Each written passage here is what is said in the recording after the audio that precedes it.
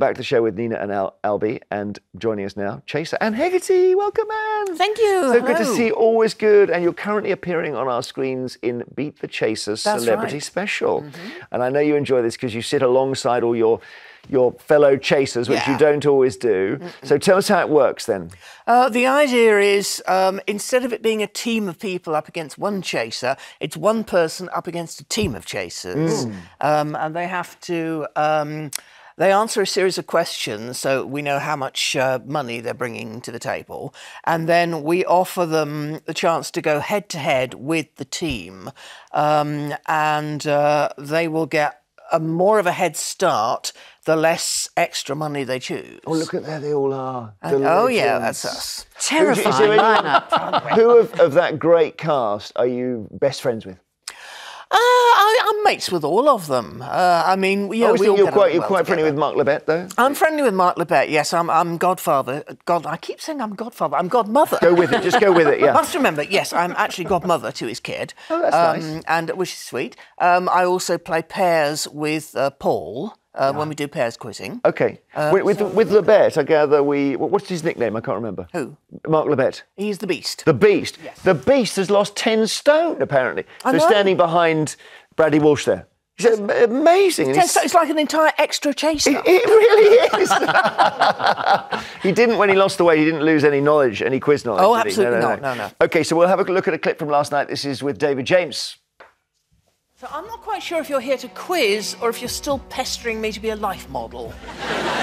Maybe my colleague Paul will know. Would you paint Anne in the nude? I would definitely wear some clothes. That is very funny. How was he at the quiz? To say that. Yeah. Was he good? Do you know, they all kind of blend together. Yeah. No, no spoilers. Yeah, okay. We get some great celebrities. But the funny thing is, I don't think someone like him, he'll know a lot about sport, but the thing that he will dread most is the sporting question, because they don't want to get that wrong. Indeed. I mean, virtually every other chaser is better at sporting questions than I am. So, really? Is that your blind spot, is it? Well, it is. On the other hand, I do remember one moment when they asked, this is some time ago, they asked which baseball player was known as the Yankee Clipper.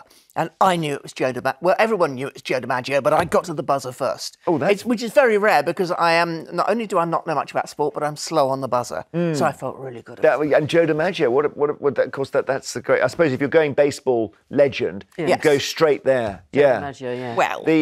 we had a question on Eggheads once. What colour is Noddy's hat? Ooh. I thought it was one of the best questions ever. Is it red? Is it blue? I think it's blue. And everybody says red. So that's why she's a chaser. Because I think his coat is red. I think you're right. I think Noddy's hat is blue. But it stumped the person who was doing it was like one of the cleverest people in the world, and he just couldn't get it. You are actually doing a bit of acting. I want to mention this. So we have a still from... Tell us what this is from. Okay. It's a film called Exorcising Barry. I am playing the next door neighbour. Who... Is that a gun you've got? What is that over your shoulder? No, it's not rifle? a gun. Yeah, I think that's something leaning against the I see. The door of the house. Looks like you've got some sort of shotgun. But no, the idea is every time I turn up over the fence being nosy, I'm carrying something, unexpected. Okay. I've got a hoe. Okay. I'm just sort of standing there, with a hoe for no obvious reason. Is there a kind of an outline of what it's about? Is it supernatural? It's about this bloke. We don't actually meet Barry, but apparently he's possessed by a demon. Okay. So his wife gets in touch with a friend who, the friend rather fancies the wife. So he brings in an actor to pretend to be a priest. And it kind of all goes on from that. And would you fancy doing more acting? I'd love to do more acting. It'd be brilliant. I mean, this was nice. Great fun. Yeah, it must be really a lot of fun. Have you done acting, Nina, or not? No. No? No, I don't know that I could, actually. I'm sure I could do a little bit. You could act a really angry odd person. sketches on TV shows and stuff like that. I've done that sort of stuff, but acting. Well, I think that's a great skill. I mean, So Beat the Chaser's Celebrity talent. Special continues tonight at 9 p.m. ITV1. Hey, why don't you stay with us, Anne? Because we've got lots to talk about here, as always. And there's a story, Nina, in BBC Online, but other places as well, which is about agency nurses who are apparently getting 2,000. Well, the agency gets £2,000 a shift. A shift, and this is. It seems absolutely extortionate. I mean, you know, Glenn Burley, who's the chief executive of the NHS Trust, says that Thornbury Nursing Services is targeting areas in England where nurses are in short supply. And workload pressure on the NHS, a desire for more flexibility, more nurses are choosing to work for such agencies, which tend to pay the people on their books, you know, far more than they get in the NHS.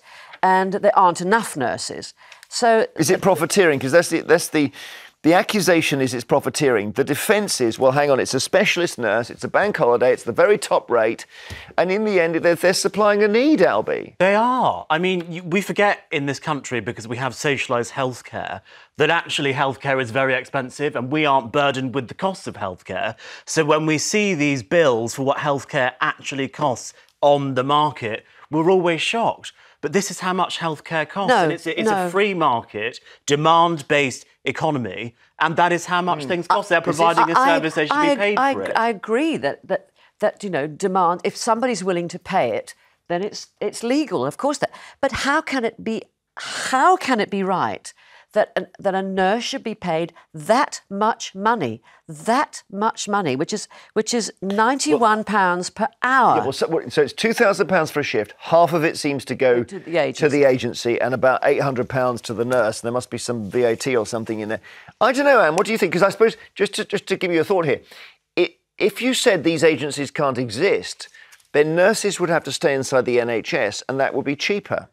Well, I'm sure that, you know, if the NHS could pay less, they would, because, you know, I'm not actually trying to throw money away, but this is obviously how much nurses cost. We're talking about very well-trained, experienced nurses doing a job I most certainly couldn't do. And, yeah, I feel, you know, if that's what they're worth, then they're worth it. Then if they're worth that, Anne, then why are the NHS not paying them their staff that? If you're saying, you know, logically, a specialist paediatric nurse is worth £800 for a shift, then, and you may well be right, why are we not then paying an NHS nurse that money? You're saying the more of it should be taken in-house. Well, of course it should be in-house. If you pay... So the agency here, I want to make sure we give their defence, which is that this is an urgent request for service on a bank holiday. It's a specialist paediatric nurse. Now, probably the agency also have to insure their staff. So if you work inside the NHS, you've got insurance, you've also got then a pension and everything else. So you tot it up. A nurse inside the NHS isn't cheap.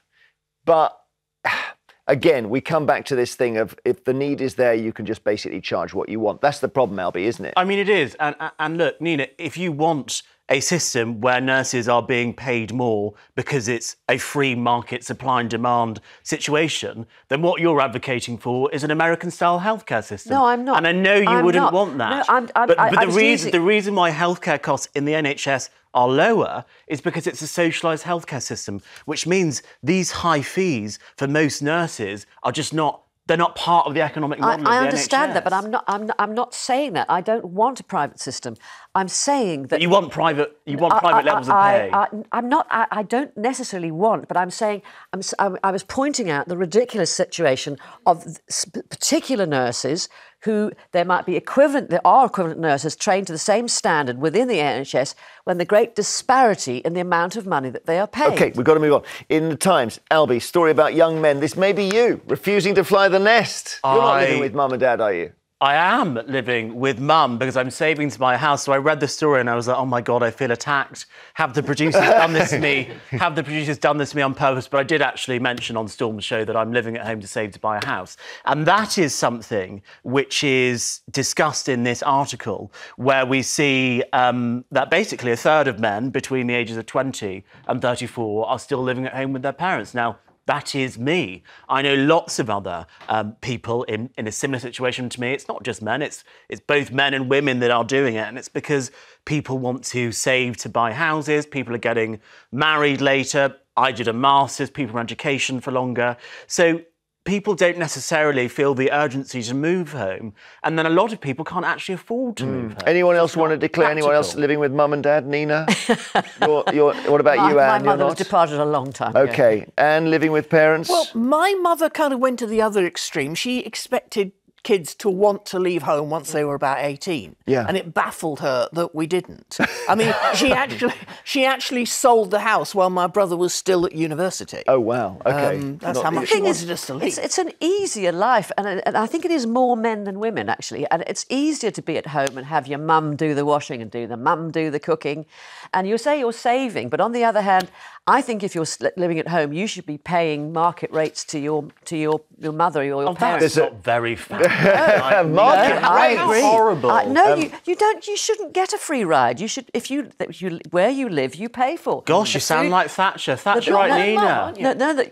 Well, I'm not quite old enough, Anne, but, getting there. But no, if it's just, I can't understand why you don't take the responsibility of paying for yourself. Okay, Daily Mail, your own Anne. things. I want to ask you, Anne. do go their on. own thing.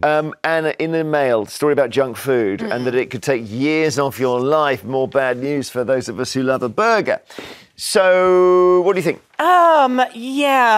It depends, doesn't it, what you call junk food? I mean, I think the term they're saying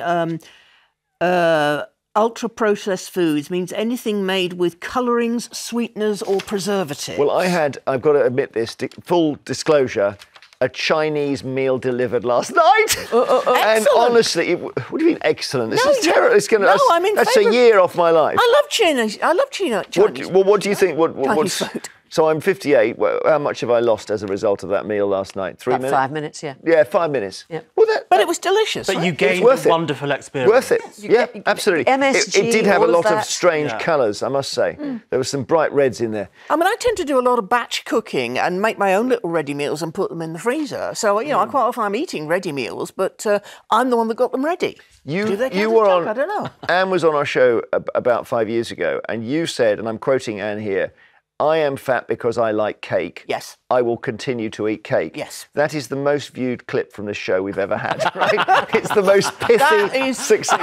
It's brilliant. It's a wonderful I think statement. It's 20 million now. Is that still your position? Yeah, I mean, I make my own cakes. I even make my own ice cream. I make I make ice cream and I put it in little tiny tubs so that I can, if I feel like an ice cream, I can just go and get a little tiny tub. And the tiny tub controls. Yeah, or I mean, you could eat all the tiny. Yeah, tubs. eat all the tubs. Sometimes. Would you? You don't have to answer this, but we've got a few panelists who are on this Ozempic. Would you go on that? I don't really think so. I mean, unless my doctor thought it was a good idea. It seems to be a shortcut to just basically, if you wanted to, or if I wanted to, we could lose half our body weight. Yeah, But then you wouldn't eat the ice cream. I might lose it off my brain, and then where would I be? And also whether I suspect you would look at those ice cream tubs and think, I don't fancy them. I do think you'd maybe lose the enjoyment in food when you take Ozempic. It seems to really curb your appetite. I think that seems to be the trick, doesn't it? But then I'd worry about the long-term effects. And also, I'm terrified of needles. I'd hate to be injecting myself. I couldn't bear the thought of that. So somebody told me the body will always return to its maximum weight. So it will always go back to the largest weight you've ever been. That's the natural default of the body. And so it's possible after Ozempic, you just end up drifting back. Yeah. And the thing is, if you limit your food intake, then the body will compensate, and it will hold on to the calories longer. I find the more cooking I do, the more food I've got that I can have any time I want, the less I actually want to eat. Yep, and they say that if a cake baked at home contains no calories. That is a scientific fact. Nina's got a wonderful story about opal. Oh, I was going to tell you one story about Pavarotti's diet, but there you go. Well, I'll leave that for another time. Yeah. Yes, exactly. This is a really heartwarming story about a little girl called Opal, who's 18 months old, who was born completely deaf and is diagnosed with auditory neuropathy, which is caused by a disruption of nerve impulses going from her inner ear to her brain. And with gene therapy at Addenbrooke's Hospital, they have implanted an infusion through a tube into her right ear during surgery last September. And she's got her hearing. I want to see that. There must be, I haven't seen it yet, but there must be a moment where we see her hearing for the first time. I'm really keen. It's so amazing. When I was a kid, if you were blind, you were blind, for example. Now they've got things they can do to reattach retinas, and it's just amazing, And now, and with this child, it's fantastic. No downside, as they say. So look, we've got a story, Anne, about the end of certain insults that used to be used by our generation. Plonker is one. Indeed, nobody apparently is calling anyone a plonker anymore. It's a Gen Z thing. I think we might have an Only Fools and Horses clip. Let's have a look. There was Monkey Harry draped over a keep left sign. There was Tommy with the handcuffs on. Their two wives were fighting like a couple of strays. And this plonker here is trying to date the arresting officer. That's it. So that's Plonker's gone for you, Albie, or not? No, I think I still hear plonker, and Polite I don't know if insult, we're isn't allowed it? to say the GIT word on television. Git, yeah. But I was once called a git by a co-presenter on the Saturday 5 who is also young. So people are still using plonker and git. Yeah. Sometimes people are plonkers. I mean, sometimes there just is no other word that will do. Yes. What's interesting is, so they've looked at Gen Z, and the youngest person has just arrived, Storm Huntley. Oh, I don't think I'm no. the youngest person. Wait, no. 1987? 1994. Oh, my Lord! Storm. Quite substantially not the youngest person, but thank you for By a pointing long that way. out. So, to the Gen Z, well, of course, you're not Gen Z, you're millennial. Gen Z don't know what bum pot means. I don't think I do either. That's a Scotch one. It's a Scottish. Scotch one. That's a Scottish one, yeah. Ninny and cad, I mean, they're real Terry Thomas words. What an awful, what an Never absolute heard those. shire.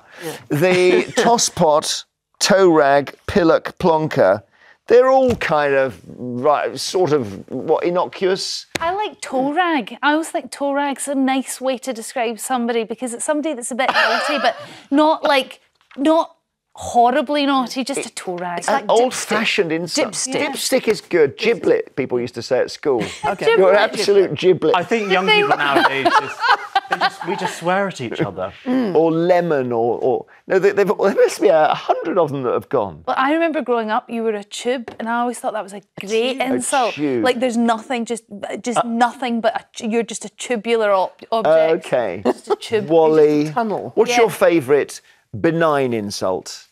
Printable. Oh, I don't know if I have any benign insults. Just a Wally or a Yeah. twit. Twit. Yeah, twit. Twit's okay, isn't Yeah, it? yeah. Twerp is another one. Twerp. I always Twerp's rather a good one. I like yeah. twerp. I think cretin and moron have gone because they were quite nasty words. Yeah, I think what you want is something that is not horribly offensive, but still gets the point across. Yeah, twit and prat, I think, still. Nowadays, the kids call you basic or Yes. possibly mid. Yeah. There's a Well, I case- notice on Twitter I get called an absolute walloper. What's that? I've never heard that before. I like that one. Should be the name of the show. What's coming up on your show?